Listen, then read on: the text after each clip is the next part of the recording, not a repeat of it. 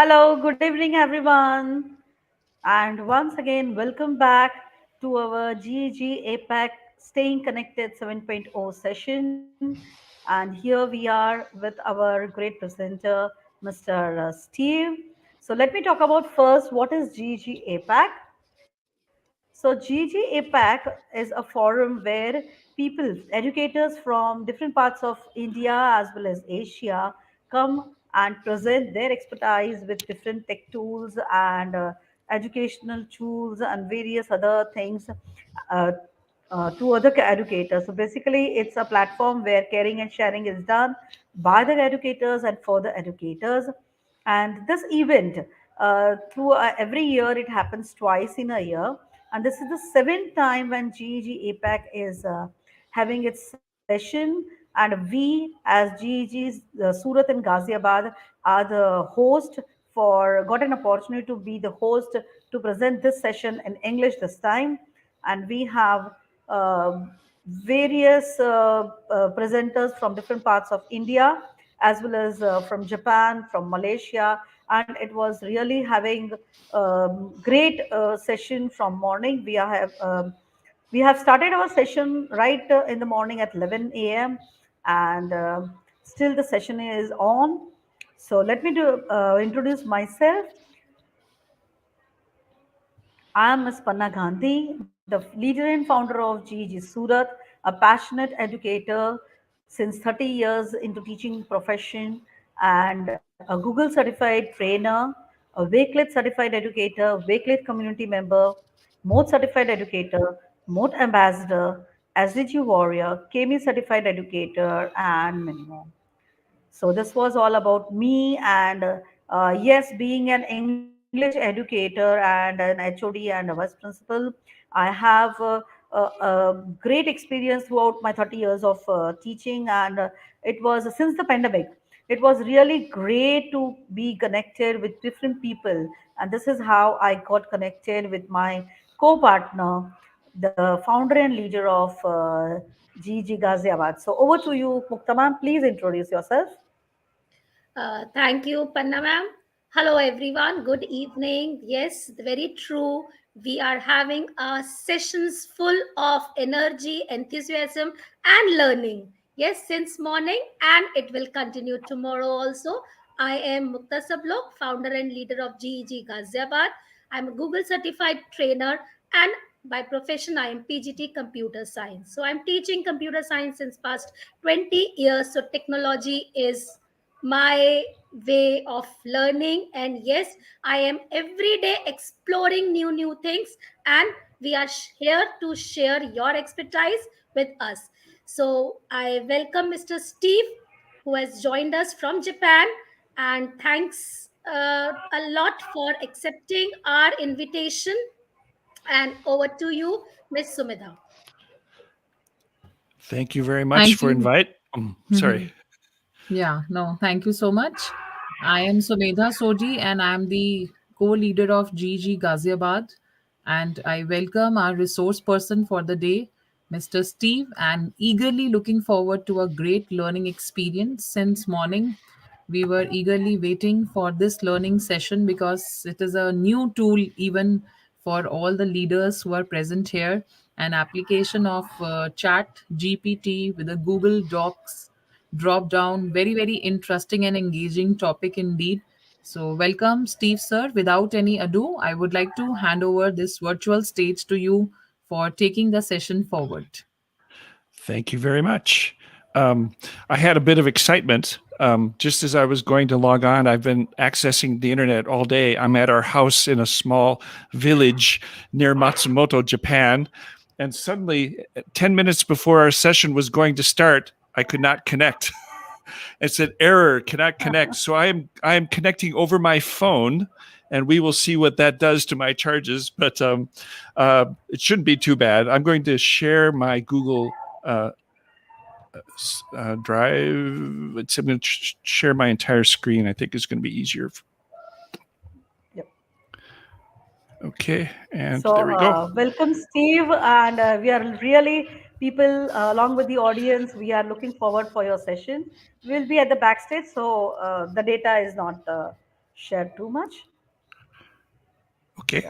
Thank you very much.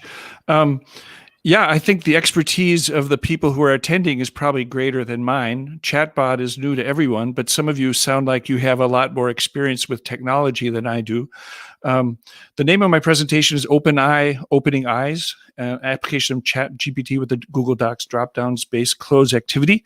And for my presentation, I'm going to introduce me a little and then the presentation. I'm not an expert in ChatGPT, so I've just been playing with it as many of us have. But I've been reading in Japan. There's been a lot of postings on Facebook and, of course, around the world. So I hope that I can share a little bit what I learned. I'm a professor of English. English is a foreign language at a small college called Nagoya University of the Arts. I've been there since 1994. And I teach English communication, kind of speaking, communication, and presentation course to first-year students who are in design, art, music, and education. And their level's kind of low. Their CEFR level is about A2. The ability level is getting a lot better in the 30 or so years that I've been here, but it's still kind of, on the verge. We have some very sharp, experienced students and mostly working on basic communication. This presentation, I want to talk a little bit about ChatGPT. Again, I know everyone's been reading about it, and when I first proposed this topic for our local Nagoya GEG, it was a new thing, and now everyone's had a chance to play with it. So I hope that some people will share their ideas with me, and I'm learning a lot from what other people are doing. And so I'm going to look at how to apply it to a Google topic and using Docs. A recent thing is drop-down menus. And I don't know if it's creative or new, but it seemed like a fun way to use this new technique to create closed activities. And then I'm going to talk a little bit about some other ideas for language learning and teaching and some other resources that I found along the way. It's a continuing process, and I'm learning as we go along, as I said. So let's get started. So a brief overview of ChatGPT. I asked Chatbot, I said, in 40 words or less, what are you? And it said, I'm a language model developed by Openai, trained on a wide variety of text data. I can generate human-like text, understand and respond to questions, and assist with language learning tasks such as translation and language generation. Oh, okay. Chatbot's doing my work for me. Then I said, well, Chatbot, in 40 words or less, what is your history? So I'm based on GPT-1, 2, 3, which were developed by Openai, trained on large data set of text data. I think that typo was in the original, and continuously updated versions were released in the following years. And my knowledge cutoff is 2021. That's the most recent data it has. And later versions may have been developed. So it doesn't know, it can't surf the internet. It doesn't know anything but the data that it's been given.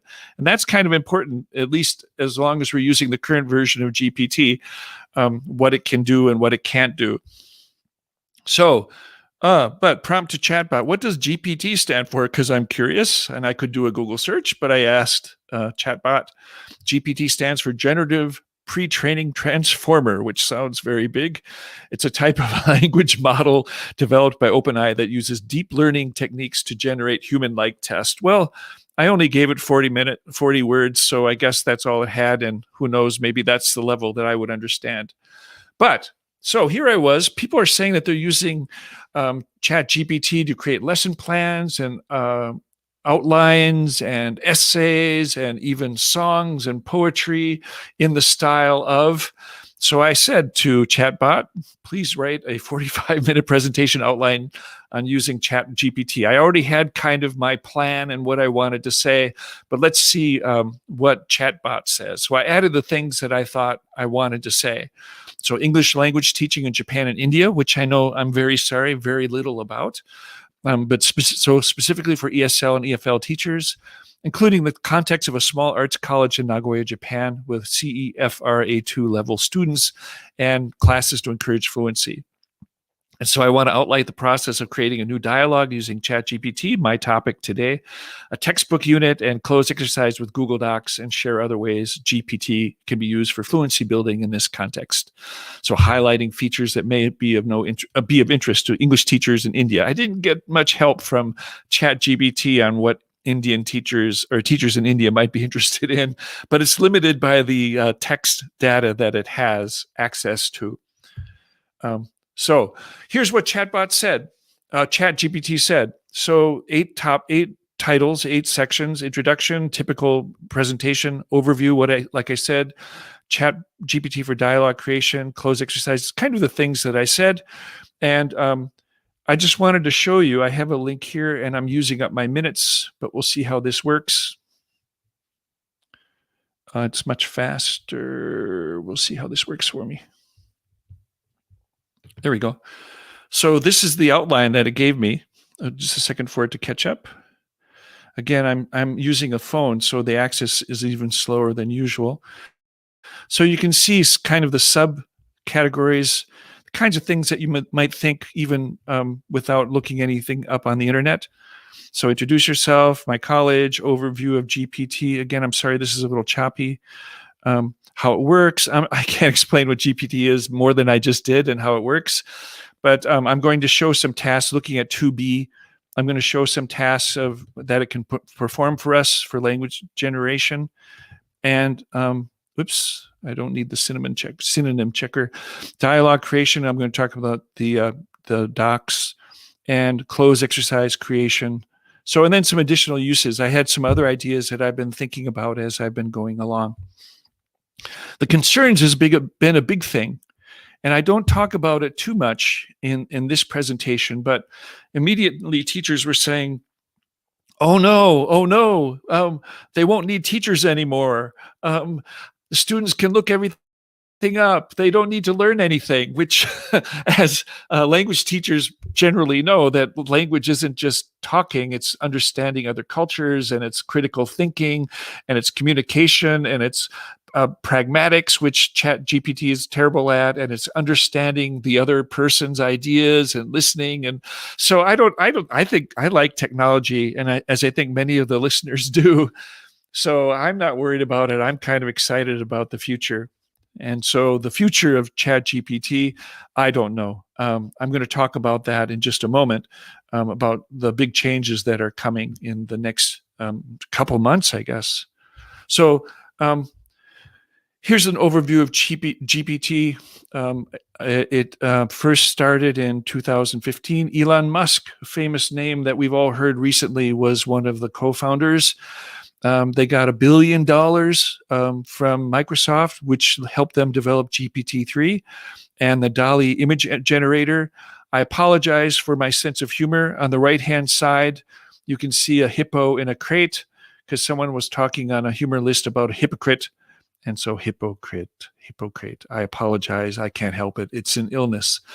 And then 2019, $1 billion more from Microsoft. Then $2 billion leading to GPT-4, which may be coming in the next couple months, they say, and maybe with image kind of interaction. And Microsoft hopes to invest $10 billion more. So, oops, I didn't want to go yet. I saw somewhere, and I didn't cite it, that Openai was valued at $29 billion as of today. Okay, that's caught up with me. And here's a picture of ChatGPT. As much as I'm going to say about the future, they have 175 billion texts right now, and the next iteration of GPT-4 might have 100 trillion text bits, text references, whatever. Of course, what people who know programming know, it's not just the size of the data set, but also how it's accessed. And so I think that's where a lot of the work is going to be coming, from what I know. I'm just a language teacher. So I'm going to zip through this next part. A lot of what I'm doing is because I'm teaching low-level students. And so the textbook that I and my fellow teachers are using this year is called The English Gym. And it's geared at CFR 2 level. I'm going to zip through this. It's got good everyday English, interesting topics, interesting dialogues. It's got a smartphone-based study, which mirrors the textbook, which was very useful during the Corona epidemic, because students were studying at home, and it gave us the ability to jump on and off.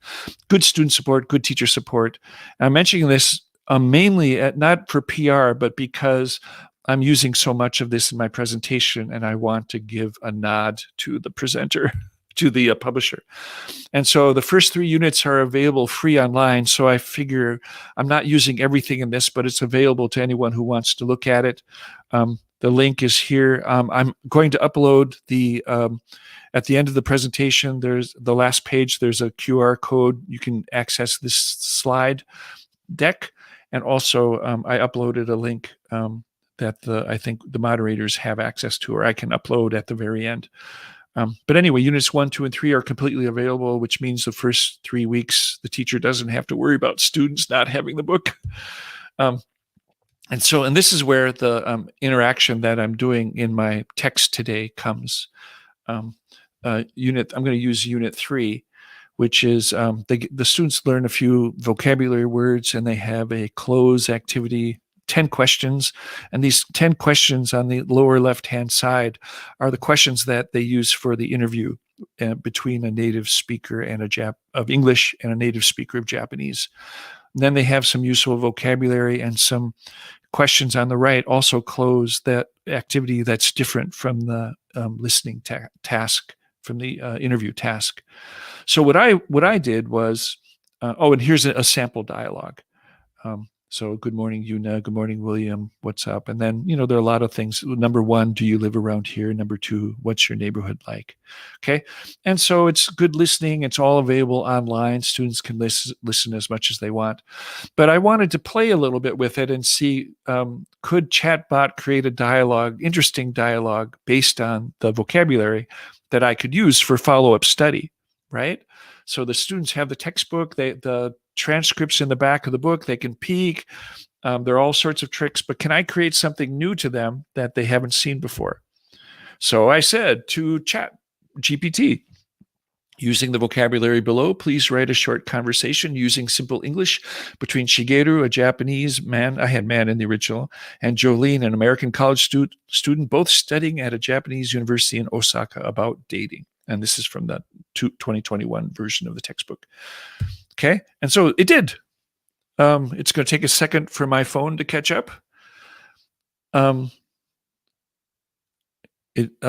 says, "Hi, Jolene. How are you? I'm good, thanks. How about you? I'm doing well. I was wondering if you have any plans for the weekend. Not really. Why do you ask?" So let me do the last one. I was thinking we could go on a date. Do you have a boyfriend? No, I'm single. Great. Do you like going on walks?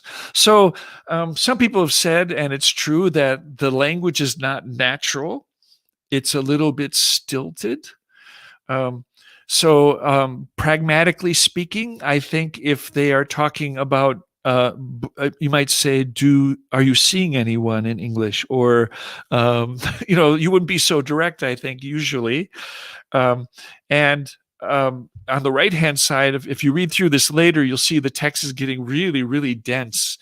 And so I simplified it a little. I took out the reference to dating, and suddenly on their very first date, they're talking about marriage and a relationship and being committed to each other. And that's because of the vocabulary I gave it. Yeah, what can I say? So this is what the text looked like. Again, all the links are in there if you want to look later. I have the prompt, the text, and here's the text again. And so this is kind of long. And so I broke it down into parts when I went to make a CLOZE activity. Oh, yeah. So again, marriage, and in the last right-hand side, it says, Shigeru says, I think that marriage is a beautiful ceremony that symbolizes the commitment and love between two people, which I agree with. And it's probably a deep truth, but something you probably wouldn't talk about on your first date. But the students it's real language, right? And the students are getting access to text using the vocabulary that they just studied. So you could use this as a warm-up. You could use this as a follow-up.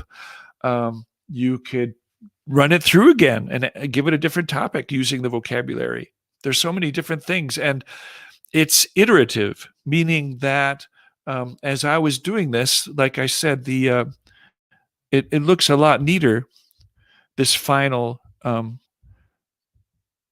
text that I wrote about, tell me about the presentation. So I kept asking, I kept adding a little bit more, and I'll say this again later probably.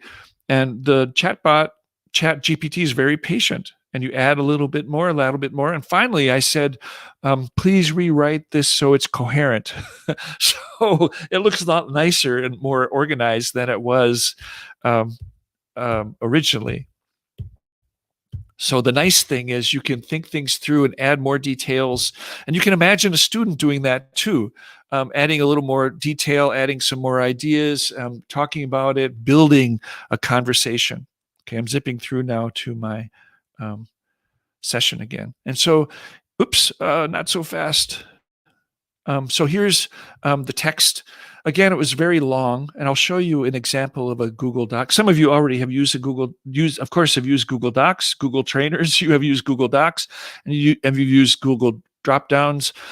But I just wanted to share one way of using. For some of the attendees, maybe it will be a little bit new. So I broke it down into, did that again. I'm on a Chromebook that loves, every time I touch the keyboard, it wants to move on. So I'm going to open the link and hope that it works for us. NTT in Japan will be very happy. Not NTT, whatever my carrier is. So here's my drop-down menu. Here's my Google Doc. So Shigeru and Jolene go out on a date. Originally, I had Shigeru and Tom, and I realized, no, that's not didn't match the text, so it was easy to fix. And so you can see, I added these in already. The default, if I'm it's going to take just a moment because it's slow. There we go. There we go. Originally, I'll show you what this looks like in just a moment. I've been playing with this all day so that I sounded a little bit coherent for my presentation. I hope it's working, right? So if you want to create a drop-down, it's very easy. So let's say I want to create a drop-down. I go to Insert, Drop-down, and you can see I have 4 here. I made one for each part of the text because I had 4 or 5 words in each section, and I didn't want to have 10 words they had to choose from, or 20 words, which would be overload.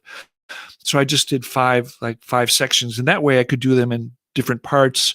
I could have students do different parts during the class and then collaborate, right? So you just create a new drop down, and you give it a name, and you can change the color, right? And so that's what I did here. So the 5 words in this section are blank, so that I had default. So I could tell when they made the change, right? That's a little thing that's not really built in. And otherwise, one of the words would have been showing, and that would have been confusing. So I'm doing great. Hi, Julene. How are you? I'm doing great. I was wondering if you have any plans for the weekend. Not really. Why do you ask? I was wondering if we could go on a date. Do you have here's the text, the boyfriend. And this is a nice close. Originally, I asked, people have tried it. They've asked ChatGPT to take a text and create a close text, and it works. Sometimes you have to tinker a little with the prompt, and some people are talking about the art of the prompt, asking the right question. And I think it took me a couple times, and then I had it list the words, the answers, and it just takes a little while to get it to work perfectly. That's why the prompts, if you copy paste those prompts that I left earlier, they would probably work the same way. Do you like going on walks? So Shigeru's doing good. Shigeru has some good communication skills. I know a nice park nearby. So I tinkered with this. I had particular parts of speech I wanted to use, and so I played with it, and that's where the teacher fits in, right? We're not going to be replaced as long as we need to think about what our learners need to learn. Of course, once they learn to use chatbot, they can learn to ask the questions that they want to know the answers to, and that's a powerful thing I will talk about later, and that's very cool, right? I'm going to jump ahead. The student uploads a text and says, ask me discussion questions about this. Ask me essay questions. Make me a vocabulary list to study. Make a vocabulary quiz on this text. Write me another topic on about this, or another set of texts about this topic, so I can extend my reading. Right? Just amazing. So then, what I did is for each of the words, the drop downs, I created a different color so that I could see how far. So these students have not done yet. I can see which ones they've done. So they did sometime. These are still blank. I think it's important to have freedom, right? And so probably everyone, again, knows how Google Classroom works, but I shared this as a Google Doc with one copy for each student and set it so that they could each edit their own copy. So it's not automatically grading, which would be the neatest thing, but for just a sense of how they're doing, you can just look through and you know what the words are supposed to be, and you could set a score if you wanted to. And you can see how completely they finished it. So yeah, it's not that heavy of a burden. I noticed some of the other teachers. I attended one session earlier, and the gentleman mentioned he had 40 students in a class, and that's the case sometimes in Japan too. I have classes going from 25 students up to, I think, 50. And so 6 classes times an average of 40, that's a lot of the same class. That's a lot of grading. So I like to use Google quizzes and things that self-grade or have students do self-assessment. But but this seemed like a fun way to do a cloze activity. Okay. So, and then I think I'm probably getting ahead of myself, but that's the way it always works for me. 30 minutes in, I guess. I thought of some other ideas for using ChatGPT. Probably many of you are familiar with flippity.net, and I'm going to show that, even though it's going to eat up my minutes on my phone. They have a number of tools and activities that are great for teachers. It's going to take a moment to catch up. You can do flashcards. This new one, Flippity Postcards, Nate Gildert is doing Google Earth activities, and this kind of reminded me a little bit of that. It's free, and if you don't have Google Classroom, then it's one way to kind of, imitate what you can do with Google Earth. The quiz shows what I'm going to show you later, but it also has like name picker. If you have a class of 20, 30, you can use this to choose the student. I've done this with students. It's not me choosing, it's just the wheel. And the students could do it in their own groups too, if you really wanted to. The Flippity randomizer is really fun. I'm getting off topic, but this is kind of a fun thing, so I'm going to do it. You can put in the words, and it'll randomly choose the words if you want to have them create a story. Luke Skywalker is in a severe drought at 3:30 this afternoon in a school hallway. So, I mean, what can I say? It's a fun activity to have. And then there are other tools too, like board games, breakout rooms. A colleague has used those, matching games, lots of ways, not just for language teachers, but anyone who wants to play with information. Gamification was one of the topics I saw on the schedule today too. So the Flippity quiz show, let me show you a demo. You can have up to 8 teams, and I have classes with 10 or 12. I think I push the limits a little bit. I like to have groups of 4, and groups of 5, groups of 6 get too bulky, but you can choose the categories, you can choose the words, world capitals. I know these now because I peeked at some of them. This one I knew. What capital city opened the first subway in 1863? I knew that one. Some of the other ones I did not know as well.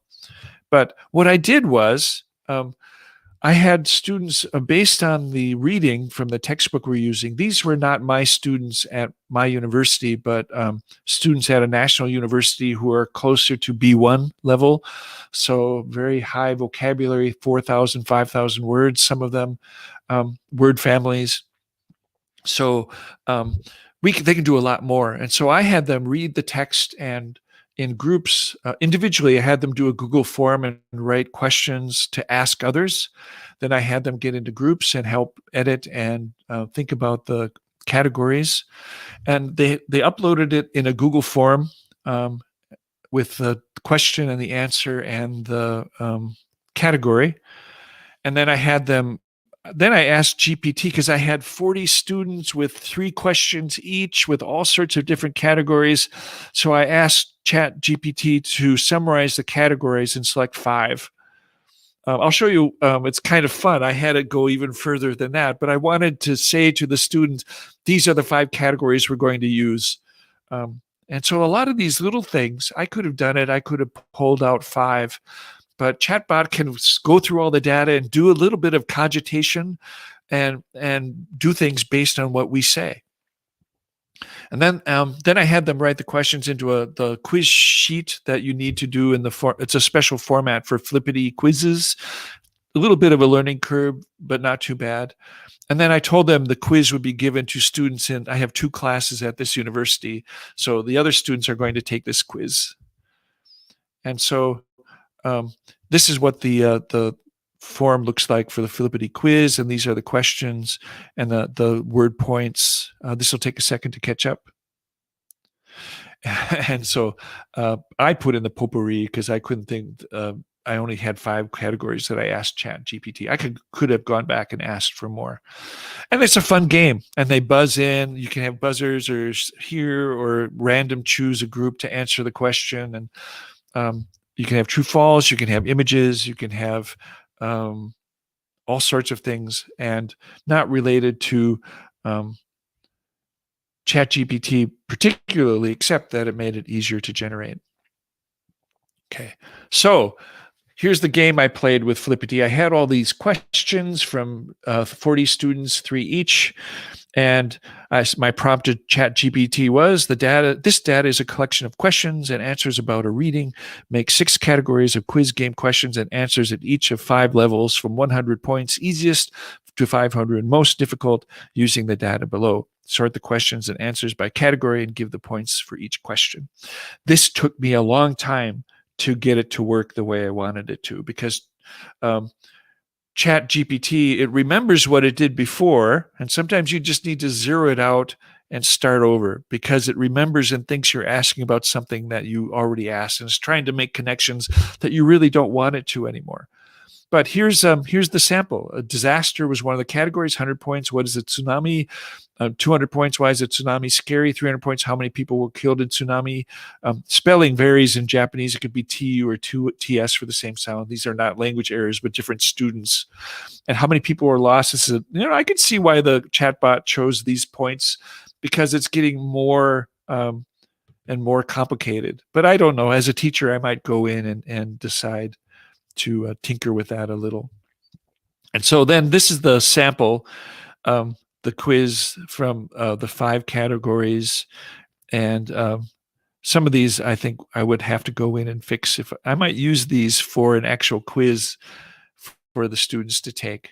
Mainly, this was more of the journey. I wanted them to think about questions, ask questions, answers, evaluate other students' answers. So for me, sometimes the final end result isn't as important as the voyage there. 45 minutes, and I guess I'm doing okay. 10 minutes left. So how will we use chatbot? If ChatGPT can do all these tasks, then what are the students going to do? And I think like jigsaw tasks, like I said, have them work in groups. They groups brainstorm ideas. They can do mind maps. They can write first drafts, pen and paper, even people are saying. Go back to the old days. And then check ChatGPT's answer. What does it say that's the same, different? Is it good? Is it bad? Check sources, because ChatGPT will make stuff up. So if you ask it to generate text with references, sometimes those references do not exist. And if you can follow up and say, ChatGPT, that reference does not exist, and ChatGPT will say, oh, I'm sorry, that's right. So it sometimes I don't understand why it gets it wrong. But the final thing is like the Bloom's taxonomies, right? Summarize for someone else.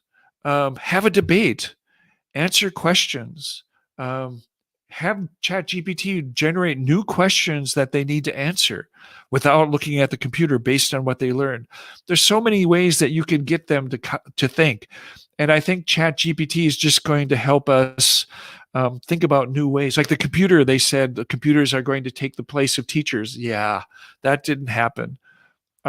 Grammar checkers are going to mean that students aren't going to learn grammar. Well, that might be, I know my spelling isn't as good as it used to be, and I rely on translation software to go between languages. But the tool can take on a lot of the burden and then leave us to do the critical thinking part and the communication part and the empathy and the learning about other cultures. The quote on the right was one I liked. So AI tools like ChatGPT will soon be capable of answering a large fraction of traditional university homework type questions with reasonable accuracy. Universities in Australia are forbidding use of ChatGPT AIs, I should just say. And some high schools in the US are forbidding use of this tool, but it's not going to keep the students from going home and accessing it. One podcast had a mother whose son showed her, he's 16, and he showed her how he did his homework and how he made it look like the homework had been done by a human and not by a computer. But maybe we'll have open books. This I like. Open books, open AI mode of examination. Or in Europe, when I was studying German long ago, they had final oral exams. Maybe that's the way it'll go. Ask specific questions. Can you show what you know? Right? But it makes it easier for us to create our own ideas. Like I said before, students can do that. For example, my prompt to ChatGPT, I uploaded the reading from a text, and I said, create 10 discussion questions for the following text, and it's a unit on citizen journalists from the reading textbook. And some of these I don't know. I don't know if they're as cognitive as I would, but if the student wants a refresher, wants to check their understanding, they can do it. You can also say, hey, ChatGPT, please summarize this text in English for me in Japanese, create bullet points for the 10 main features, and make a list of vocabulary and translate them for me. And it would work. And so just as a study tool, it's just exciting. One other idea I have at the beginning of class each year, I have them do a card. I haven't done cards. They do it on their smartphones. Their name, their major, where they were born, where they live, their favorite artist, their favorite place, something interesting about me. And so here's my sample output. Hey, from ChatGPT, the prompt was write intro for Shigeru Shimizu about the following, and my name is, I'm originally from Inuyama and currently still reside there. And the main thing I put in bold is because currently still reside there is not language that my students would use. Reside must be about 3,000 word frequency. I'd have to look it up. And I'm a fan of the artist Magritte. Doesn't sound like natural English. So it's not a tool that you can use without a teacher supervision. And so last, because I'm coming up about 5 minutes and maybe there's should be a little time for questions, but with all the worry about ChatGPT, how can we use it in a way that we know the students are processing, they're thinking about what they're doing? Well, I've seen a lot of examples. One is it's not good for anything after 2021. The next version will be coming out, that 100 trillion bits of data. But as of now, it's not good for anything after that. I think it's not good at complex, comprehensive overview type questions as for now. It cannot find data behind paywalls. If you give them a text that you chose, unless they scan it in, which I wouldn't put past them, that's what they've got. It cannot respond, number 4, without data. So an example I thought of is for a language teacher, describe 4A, describe what is going on in the cafeteria today. Who do you see? What are they doing? What are they thinking? What's going to happen next? Tell me something funny that happened in class today. Tell me something. What are your hopes, your dreams, fears? Any of those that chatbot can't tell you how you feel. So they could pretend, but any follow-up questions they're not going to be able to answer. How do you see yourself responding to a workplace when you graduate? Okay. On the other hand, number 5, it's very, very patient. So I was writing a story idea about a niece who came to visit me here, would come to visit me here in Japan. And I kept adding a little bit more details and then regenerated the whole text. I took stuff out, I put stuff in. No, no, no, this is what happened. No, no, no, this is what happened. And that story, you can imagine students building together, what as we've done on paper and pen, right? Or handing a piece of paper around. Write a prompt for a story, and then everyone walks around, adds another prompt, and then print the story at the end. What do we end up with? Be careful. Some students get a little too creative. So like I said before, number 6, teach students how to create materials to test themselves with. It's non-judgmental and fast, and make them interact with the information and with each other. Okay, so the last thing to finish up, I guess my time worked out okay. So if AI can fool people, one student came out with this AI called ZeroGPT.me, which can check very accurately still whether a text was written by an AI or not.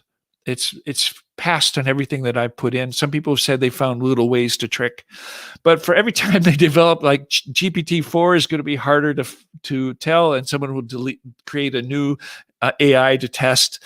And I think even ZeroGPT is based on GPT-2, and the current level is like 3.5 for the GPT. So when they build a better mouse, they will need to build a better trap. So here's an additional thing I'm going to finish with reading about ways to use ChatGPT. And as I said, this presentation is available at this tiny URL I created. If you want to take a second to capture the QR code, that's okay, or we will post it in the YouTube. So I'm going to stop my screen. So as usual, I go very fast, but it's just kind of a lot of different ideas, and that's the way I flow. I guess that's the way I roll, I guess, the expression. Yeah, wonderful session, wonderful. We have learned many new things from this, and the audience were wanting to ask you, and they were excited to learn this chat gpt. Thanks a lot, Mr. Steve. We are very grateful that you have uh, on our channel GG Ghaziabad and Surat, you have this wonderful things. Very, very Thank you thankful. very much. Someone mentioned having a discussion panel about ChatGPT. That would be very fun. Go from here, anyone who wants to participate and share their ideas and worries and solutions and questions. That would be very exciting. So I hope we can do that. Yeah, sure. Definitely, we can do that. Uh, I don't think so. Any questions? You have explained it very well. So, no questions. Yeah, one question I have seen before. You were actually that how we can actually use this in our daily life. Something was this. Oh, I'll just. mm, that was the question which I saw one of our audience has posted up down. My question is, please elaborate how to use this knowledge on language acquisition class. This is what exactly the okay. question is. Oh, okay. Well, the everyday life is it's limited to the text it has. So when I ask questions specifically about Japan, it only has access to the text that's fed into it. So, and if you search in your own language, if I search in German, for example, what comes is a lot smaller because what's available in English is a lot less. But you can have it interpret. Like I uploaded text written in Japanese from the rector of our university and said, please give me bullet points. What do I need to do? And it told me, right? So it's able to analyze and interpret in a way that kind of, you still need to confirm. You still need to do it yourself. But there are a lot of things that you use Google for that you could, make me a list of things. I want to learn about how do I start learning about something? Or language acquisition, like I said, make me a list of vocabulary related to this topic. Or it can check grammar, or it can do translations, or it can can write in a simpler level. Like, please write this at the second grade level. Now, you have to pay a fee for some of these, right? So a lot of little ways that, or use simpler language, use more complex language. There are a lot of ways that just the art of the prompt. The more you think about it, the you can tinker with it and see. Um, you don't know what you're going to get. The thing is, as you say, that we have to play with it. Yep, Yes, and that's the yes, funnest part. we have Well, to that's not play good with it. English. The most fun Yeah. part. Yes, thank you. Yes. So I hope you got your answer, Mr. Kanisha. And once again, I'll just say thanks to Mr. Steve and bye bye for joining us. Thank you. I really enjoyed it. Thank you. Bye. Bye bye. So thanks a lot, dear audience, for uh, attending these sessions since morning. This is the first day of Apex Staying Connected 7.0, and that's the end of our today's session. And we are back. We will be coming back tomorrow, 10 a.m., with another sets of interesting sessions with us. So, bye bye for now.